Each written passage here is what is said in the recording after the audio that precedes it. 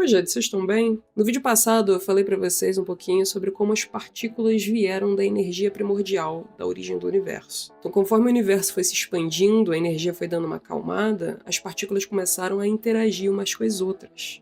E nisso, configurações diferentes dessas partículas originaram os prótons e os nêutrons, por exemplo.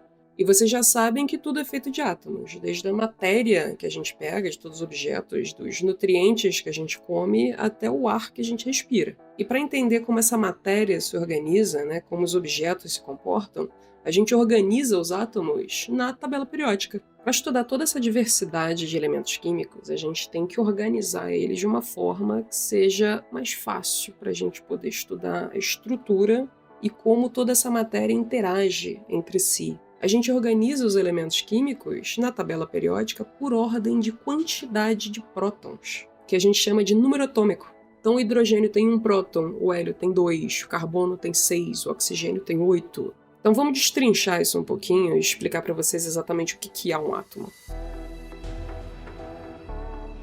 A gente divide todos os átomos principalmente em duas partes, que é o núcleo, onde é a estrutura e a estabilidade daquele elemento químico, e a outra parte do átomo seria a eletrosfera, que é onde o elétron fica ali orbitando aquele núcleo. E olhando para um átomo, mesmo que simples, como o hidrogênio, a gente consegue notar a questão da estrutura que o próton promove para o átomo. Por que o próton é tão importante? Porque dependendo do número de prótons, vai ter o mesmo número de elétrons. E o que isso significa na prática? Então, se eu tenho um elemento químico com 1 próton, ele vai ter 1 elétron, né, nessa eletrosfera. Então, essa camada externa, ela vai fazer a ligação, né, os elétrons vão se ligar com outros átomos, formando assim moléculas. Então, a gente vê, por exemplo, a molécula da água, né, H2O, que são 2 hidrogênios e 1 oxigênio, fazendo essas ligações pelos seus elétrons. Então, em resumo, o átomo é dividido em duas partes: o núcleo, que é basicamente a estrutura dele, e a estabilidade, e uma eletrosfera que faz as ligações com o meio.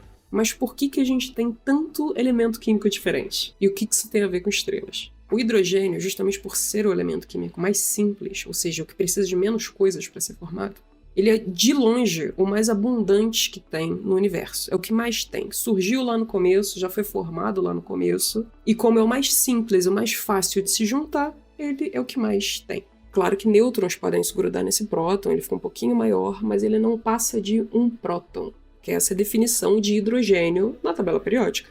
E eles interagem entre si. E quando você tem 2 átomos de hidrogênio, que cada um tem 1 próton, se juntando, você forma um átomo com 2 prótons. E quando a gente olha na tabela periódica, quem é que tem 2 prótons no seu núcleo? Então sim, quando a gente junta 2 átomos de hidrogênio, a gente faz um átomo de hélio. Porque a matéria-prima é a mesma. O que muda é a quantidade dessas partículas no núcleo. E se você tem 2 prótons no seu núcleo, você vai atrair 2 elétrons. Então, hidrogênio, hélio, lítio, berílio, que são ali os primeiros elementos químicos, ou seja, os que têm menos prótons na tabela periódica, eles foram os primeiros a formar esse universo primordial, né, logo depois da sua origem.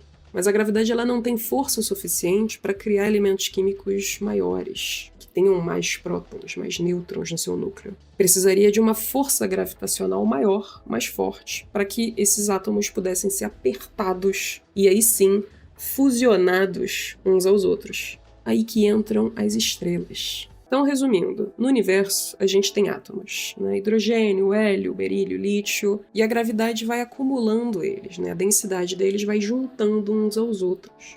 E esse acúmulo de elementos químicos vira uma grande nuvem. Nada mais é do que um monte de átomo, principalmente de hidrogênio, que é o mais abundante, que ficam mais visíveis por conta da gravidade que juntou elas, que agrupou.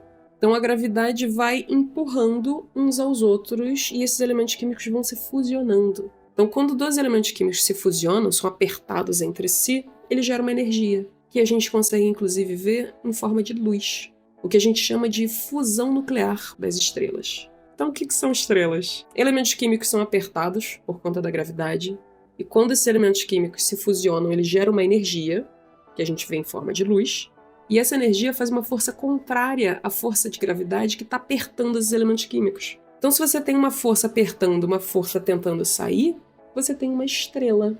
Tem um campo gravitacional que vai apertando os elementos químicos, e esses elementos químicos, conforme forem fusionando, vão gerando energia e fazendo não só a estrela brilhar, mas também esse cabo de guerra entre a gravidade apertando e essa energia sendo formada ali dentro, tornando essa bola de energia brilhosa que a gente vê no céu.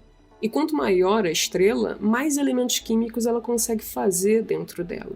Que imagina como se fossem várias camadas. Então na superfície a gente vai ter elementos mais leves, como o hidrogênio, o hélio, e aí a cada camada, como se fosse uma cebola mesmo, que ela vai construindo, né, fusionando os elementos químicos cada vez mais fundo, a gente vai ter uma camada de carbono, uma camada de oxigênio, uma camada de ferro lá no centro, que é bem pesado, bem denso. E quando principalmente o hidrogênio e o hélio começam a acabar, ou seja, começa a acabar o combustível dessa estrela, esse cabo de guerra começa a ganhar ou perder por um lado. Então pode acontecer dessa energia parar de emanar e a gravidade ser mais forte e essa estrela colapsar, ou a energia que está ali dentro ela superar a gravidade e aí ela perde essa estrutura e se dissolve no espaço também. Mas isso depende principalmente da massa, né, do tamanho dessa estrela, mas também da estrutura, né, de quais elementos químicos estão ali dentro e como está sendo essa reação.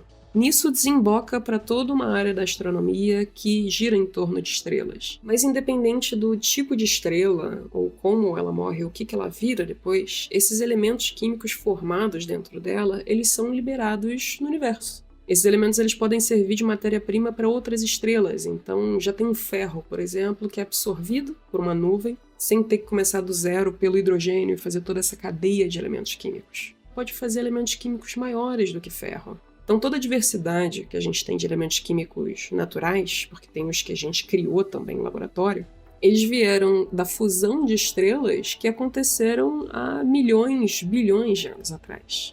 E agora que a gente tem uma variedade de elementos químicos, a gente tem mais possibilidades de ligações químicas. Isso garante uma possibilidade de mais materiais, como minerais, que são formados por poucos elementos químicos, e futuramente esses minerais se juntam e podem formar as rochas, né? Também são a junção de vários minerais. Inclusive eu já tenho 2 vídeos curtos, um sobre a origem dos minerais e o outro sobre tipos de rocha. Já fica aí de bônus para complementar esse vídeo. Então agora a gente também tem uma diversidade de rochas, né, orbitando e circulando no universo, formando asteroides, meteoros e até os protoplanetas. Mas a gente vai falar sobre a formação do sistema solar e do nosso planeta no próximo vídeo. Por fim, muito obrigada novamente aos apoiadores. Graças a vocês eu consigo fazer esse projeto de forma responsável, com calma. E eu realmente espero que vocês estejam curtindo essa série tanto quanto eu estou curtindo produzir ela. Muito obrigada novamente a Yana, que me ajudou de novo nesse roteiro, né? De novo, eu não sou da área, mas eu acho importante a gente falar um pouquinho sobre, principalmente essa base de elementos químicos, não só para a gente falar, por exemplo, uma coisa que vocês sempre me perguntam, né, como é que a gente data os fósseis, como é que a gente data as rochas. Então, por que não começar de uma base mais simples para a gente complexificar um pouquinho? Então a gente se vê no próximo vídeo, onde a gente vai falar um pouquinho sobre a formação do nosso planeta. Tá bom? Então tchau!